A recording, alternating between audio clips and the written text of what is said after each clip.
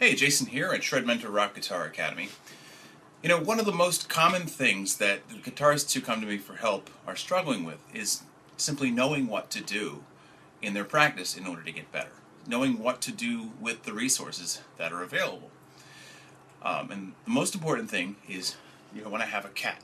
It's very important that you have a cat to help you practice, because if it isn't there to walk around in the background and jump up on your lap in the middle of practice, you'll never have a way to learn how to play through distractions. Okay, so also, despite all of the huge, overwhelming bulk of materials that are out there, everything from scaled diagram encyclopedias to free diagrams on the web and chord charts and whole encyclopedias of chords, what to do with them is still elusive to most people. So if you're struggling with this, you're totally not alone. This is actually something that almost every guitar player that I've ever worked with has struggled with at some point.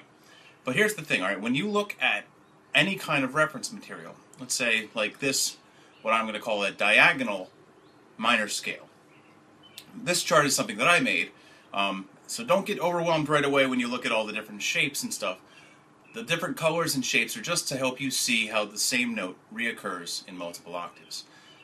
This scale, a minor scale, or any minor scale for that matter, consists of just 7 notes. Okay? In fact, the letter names of the notes that we use, A, B, C, D, E, F, G, that's a minor scale right there. It's A minor.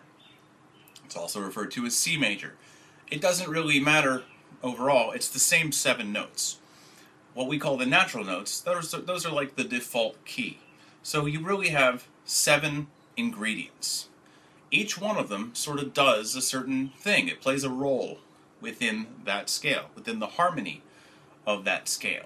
Okay, so in reference to the note A, all those other notes make it sound like a minor scale. It gives it that minor sound. In reference to the note C, it makes it sound major. The same 7 notes played over the note C within A, B, C, D, E, F, G completely change the character just by being played over the context of the note C. And the same is true of the other 5 notes as well.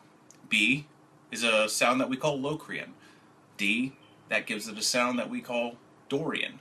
E, that's a sound that we call Phrygian. F is a sound that we call Lydian. And G is a sound that we call Mixolydian. And that's only over those 7 notes. That's not to say that every G is always going to be Mixolydian or anything like that. It's just that particular scale is the template for all the other scales. So if it works with A minor / C major, it works with all of the other minor / major scales. Okay? So the thing is, what to do with them though? You're painting in a way. There's 7 colors. It's a very simple color scheme. That's the first analogy I'm going to give you. When you want to paint a picture, you use certain colors, okay? And the main backdrop, in a way, the background, the setting in which the scene takes place that you're painting, that's the root note of whatever chord you're playing over at any given moment. Okay, so when you play over a chord progression, it's like a story. And so playing over an A kind of tells you within that scale that you're kind of trying to paint a sad picture right now, because that's the root of the minor scale. Okay? If you want to switch to a happier scene, you switch to the relative major. That would be the C, the third of the minor scale. Basically though, knowing which note to play at what time and what rhythmic length your phrase actually needs to be, that's kind of the thing that's what's going to define what to do. So when you look at this diagonal minor scale, unfortunately, probably the first thing that pops in your mind, if you're like most guitarists, is to just play it up and down.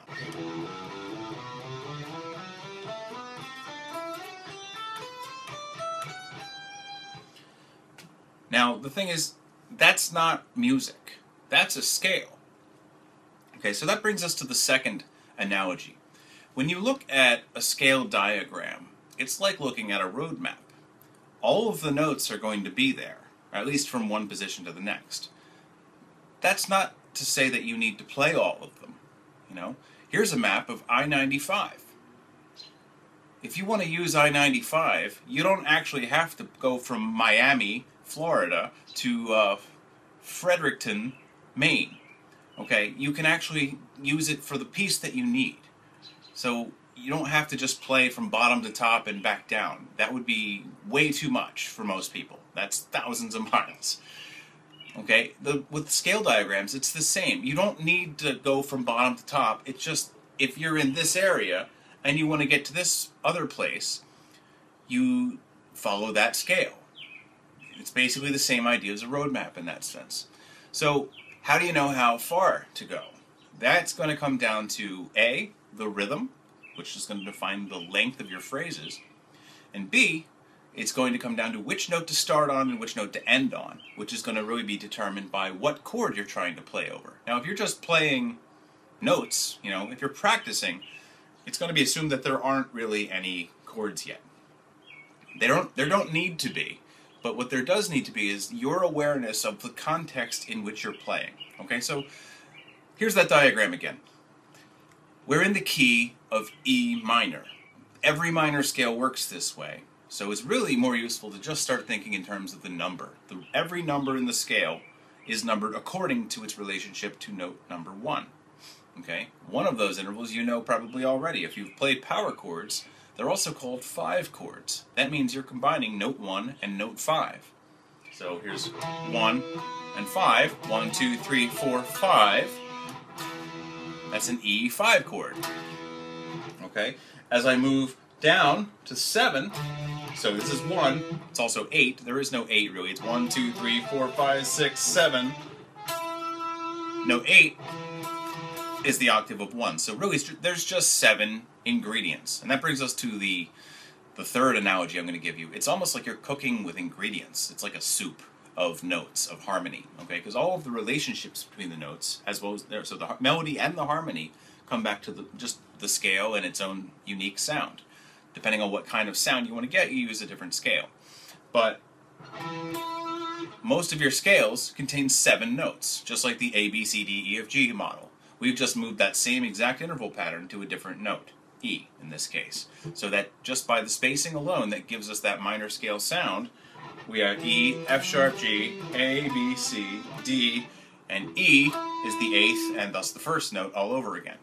1 is 8, 8 is 1. So let's just keep it down to the 7 notes that we've got, and that simplifies the cooking, the 7 ingredients that we're cooking with at any given time. Alright, so if I was in the key of E minor, just playing this E minor scale, it's implied I'm going to need to be in the key of E minor, so my chords are going to be derived from it as well. If you don't know how chords are made, it's just basically 1, 3, and 5 from every note. So the chord for 1 is going to contain notes 1, 3, and 5. 1's the root, 3 is the third, the thing that makes it major or minor, and 5 is the thing that reinforces it, like the power chord. If you leave the 3 out, you just have a power chord. Taking that 1, 3, 5 formula and moving it through the scale, so 2, 4, 6, 3, 5, 7, 4, 6, 1, remember 1 is 8, all right, 5, 7, 2, 2 is 9, so when we talk about a 9th chord, we're talking about adding the 2 in there. 6, 1, 3, 1 is 8, 3 is 10, 6, 8, 10, so 6, 1, 3, and then finally the last chord is 7, 2, 4. Okay, that's it. That's all our major and minor chords. In fact, one of them, the 2, 4, 6 in this particular scale, is a diminished chord. So really you have 3 major chords, 3 minor chords, and 1 dissonant sounding diminished chord. That's every major scale and every minor scale, because again, they are one and the same, there's just 2 different reference points. What we call major and minor are 2 modes. The mode is like a moving root note. Although we call A the root note in A minor, or C the root note in C major, all 7 notes get to be a root note when that chord is playing. So if you have the B diminished chord playing and you're using that scale, right now the root note's B at that point. So the root note is an elusive thing. There is a key root. Overall, the root of the A minor scale is A. But if you're playing over the D minor chord, for example, in the key of A minor, then you're in D Dorian now. So major and minor are kind of a simplified way of looking at modes. They're the 2 most powerful, most resolved sounding places to end, basically. That's pretty much what it comes down to. It's a very strong root note. If you want it to sound sad, you go with the Aeolian or minor root. If you want it to sound happy, and that standard classical sounding joyous sound, then you go with the Ionian or major root. The other 5 are no less root notes. They just don't sound as final, as resolved. But you can use them. You know, if you weren't allowed to use them, your chord progressions would be very, very boring. You'd have... That's it. Those would be your 2 chords. But since we have things like... When you play over that D minor chord, D is the new root during that window of time when that chord's playing. Okay, so here, going back to practicing your scales then, okay? It may seem like that was a long tangent, but I wanted to give you an idea of what would really be going on in actual music while you're playing your scale runs or your scale-based melodies. Scales are just a list. A scale is nothing more than a list of the notes that make up a certain key. Okay, and basically, as you play through it, you're kind of hinting at the overall relationship between those notes. But let's say we're in E minor, so more than likely there's an E minor chord in there somewhere. There doesn't have to be.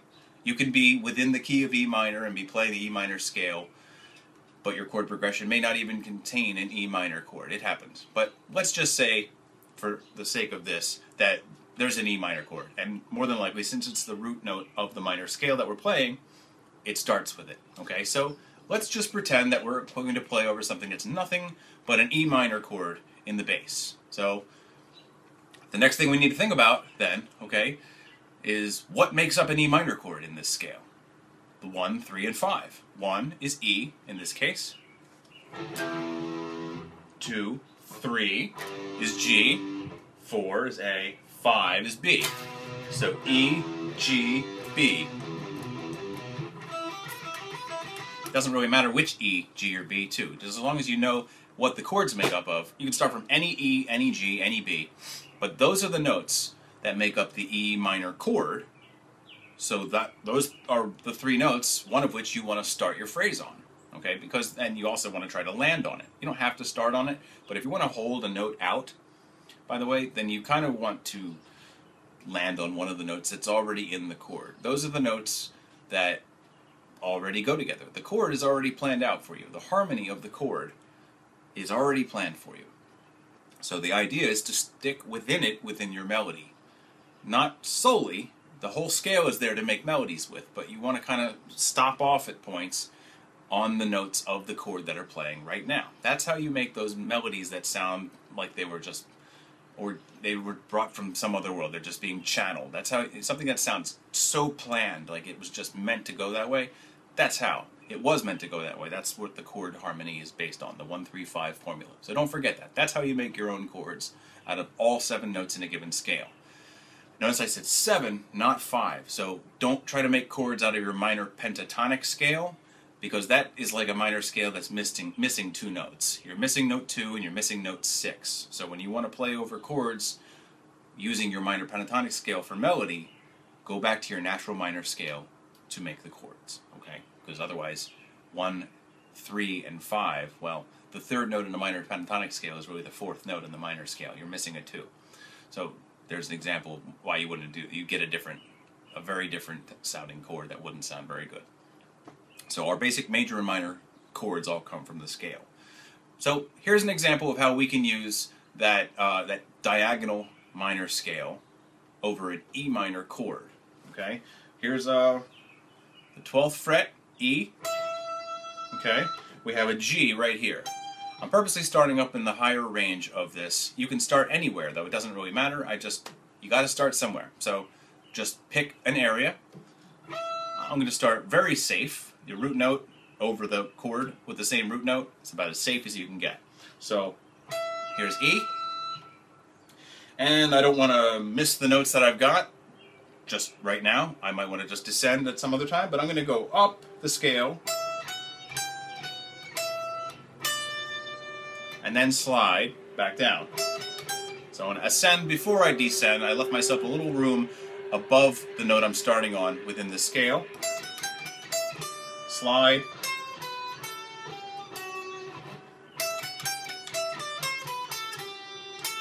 Back up, back down. Slide. Now here's the thing. Now I've just been trailing on, well, like most guitar players do, just going through my scale and kind of trying to make it the point to play through the whole thing. Where's that going to get me? Nowhere, unfortunately. So here's the thing. What could make this have a little bit more aim? Rhythm. Right now, I've just decided I'm going to play over an E minor chord, but I'm not really in a musical context yet. I don't have any sense of motion right now. Okay, so right now, I've got my drum machine up in front of me here. And, really do, I'm not kidding. And I've got 16th notes in 4/4, and I'll start with something, let's say 100 beats per minute. Let's just see what that sounds like. 1 E and a 2 E and a 3 E and a 4 E and a 1. Here's the thing, if I'm going to play over this, then whatever I play kind of has to conform to that rhythm now. I actually need a phrase that's going to fit into 1 E and a, 2 E and a, 3 E and a, 4 E and maybe stop on the next beat. So really, that's 16 plus 1. I need a 17-note long phrase. So here's where I would start. I started on that E. I could start anywhere, so I'm going to also try other options. But my first thing out, that's going to come out of my guitar is going to start here. I'm going to go up and back down. 1, 2, 3, 4, 5, 6. There's my slide. 7, 8, 9, slide. 10, back up. 11, 12, 13, 14, 15, 16, 17. Okay?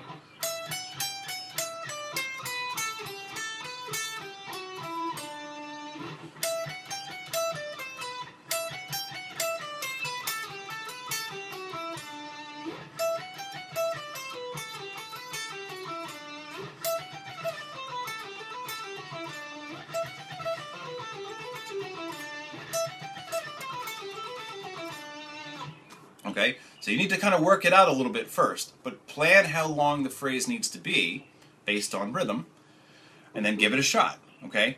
Now here's the thing, I'm not going to worry yet about what my next chord is, because you can kind of, when you write this way, it kind of leads you into writing one chord at a time, and then writing your melody at the sort of the same time a little bit.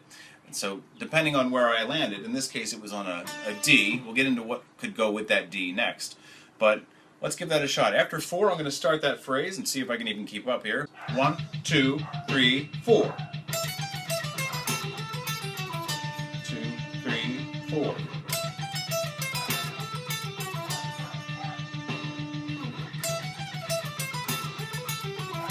2, 3, 4. 2, 3, 4. Okay, so I landed on a D. Okay, I've made it work within the rhythm. I just followed the scale down until the rhythm was done, and that sort of defined the length of my phrase. I didn't have to keep descending. If I decide that a certain chord with a certain note sounds better than where I landed, I can always tailor this later and change it. But let's see what the options are landing on a D. Okay, obviously the D chord would work really well. In this key, in the key of E minor, the chord that goes with D is a D major. So that would sound like this. I'm going to throw in a background note here so you can kind of hear what that would sound like. So ready? 1, 2, 3, E minor. D major.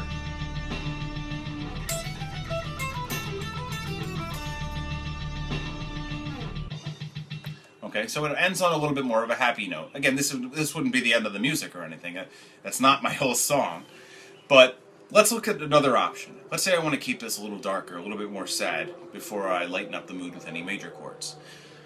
If you want to find out what chord a note belongs to, okay, remember, 1, 3, 5 is how you find the chord for a given note. If you want to find out what chord a note is the third of, you start counting down in thirds. So D, C, B, okay, that's a minor third, so in this case F sharp is the 5th. So D is the third of the B minor chord. So let's see what that sounds like within a B minor chord. Alright, so it's going to be E minor, then I'm going to go straight to B minor, but I'm going to be playing the third rather than the root. Same exact melody. 1, 2, 3, 4. E minor, B minor,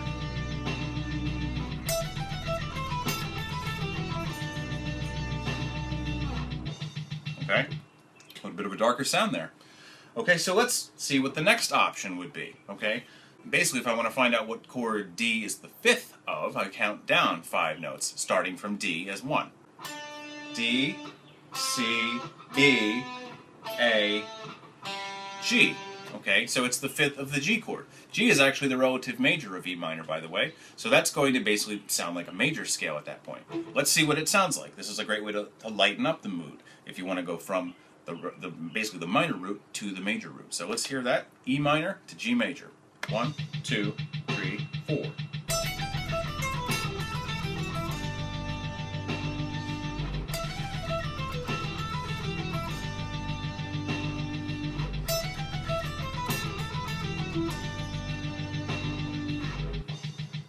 Alright, so that's all 3 of our options. Let's hear them all back to back.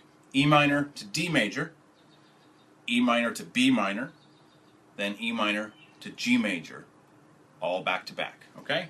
In that order. 1, 2, 3, 4.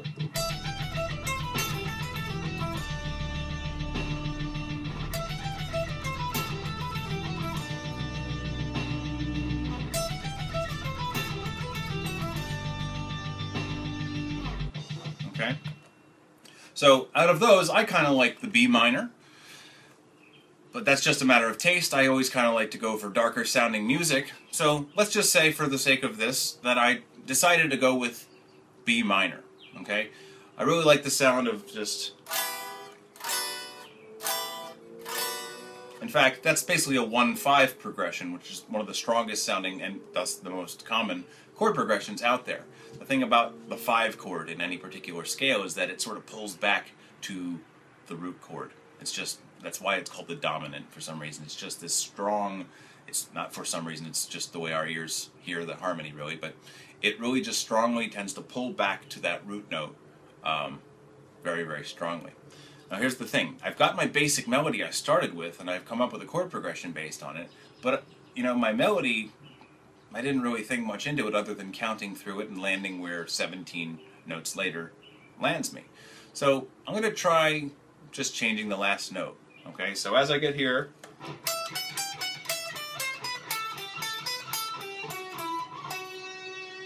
I'm going to go back up. Instead of sliding down to the D, I'm going to come back up from the E to play an F sharp, because F sharp is the fifth of the B minor chord. Alright, so let's see what that sounds like. I'm going to start with the F sharp, and then I'm going to play the original melody. It's both times going to be over the B minor as the second chord. Alright, so here goes. 1, 2, 4. Original. Okay. F sharp again.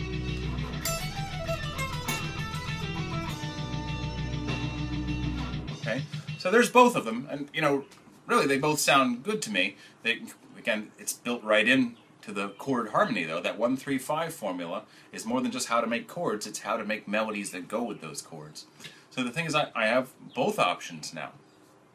The thing is, now that I've also kind of modified my melody and found that it also works well with an F sharp, I can also go back and experiment with which other chords also go nicely under that F sharp. So let's do the same. What's this note the third of? Goes well with the D major. We already know it goes well with the B minor, but there's B. And of course it goes well with itself, F sharp. Now the thing is, I am going to actually stay away from the F sharp in this case, only because the F sharp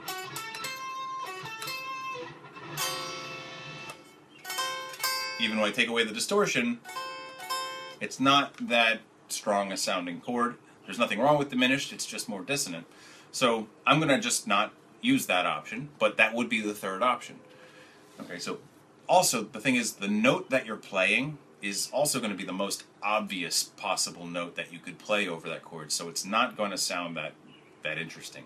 And not as interesting as it could. Okay, so that's another little piece of food for thought there, is that the note that's the root of the chord is probably the least adventurous, least interesting note that you could play out of root, third, or fifth. Okay, so focus on your thirds and your fifths. Don't pass up a root if it's the best sounding note, but I like to start stuff on, not root note. Unlike how I did this in, with this my E minor melody. So let's look at the next opportunity. Okay, let's go with that E minor chord again. Okay, and I'm going to start up at the top, the G. Okay, that way I'm still within the root, third, or fifth of the E minor chord that I'm playing over. Now I was basically doing a sequence, by the way. That's how I got my, I got a little bit of mileage, and it also bought me a little bit of time to think. But by basically going down the scale, and back up, and back down, it buys me a moment to think about what's the next part of the scale. And also, I'm not just simply playing through the scale, running out of strings at record speed. I basically get to reuse those notes, and I call this idea mileage. I find it a lot better a tool for writing melodies if I get to reuse the notes in interesting ways. So sequences are really the name of the game here. In fact, as I go through this, I'm going to actually use a new sequence too. Since I already used that zigzag pattern, the up, down, and down. So that's where I just call that a zigzag. You can call it whatever you like, but I have pet names for all my sequences because there's so many of them. It's kind of hard to keep track of. Now feel free to make up your own names for them if it'll help you remember it better. I'm just going to call this the zigzag. Since I already used that in my first melody, though, I'm going to start here at G. Different first note and different sequence. Okay, I'm going to use a sequence that's I usually play it kind of upside down from how I'm doing it. I start at the lowest note out of 3, and I just usually call that 1 3 2 1 2 3. I'm going to start at 3 1 2 3 2 1, and then go down. Now this is a 6-note phrase, so I can just keep doing this. I want to get to 16 again, so 6 plus 6 is 12. I've really only got 4 more notes here, so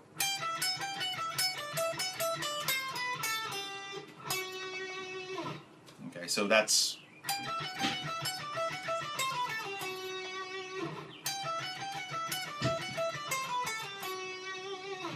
I just had these last 4 notes here, and then kind of went to my note number 17 on that one. But let's see how that sounds. 1, 2, 3, 4.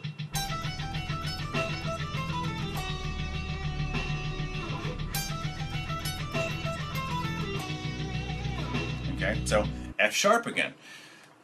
We've kind of already landed on that one, so it ended up working out pretty well. I could go from an E minor to an F sharp diminished. I can go from an E minor to a D major, or I can go to a B minor. In fact, I could go to a B major if I want to kind of borrow a chord from harmonic minor, and it'll give it more of a classical kind of sound, like this. 2, 3.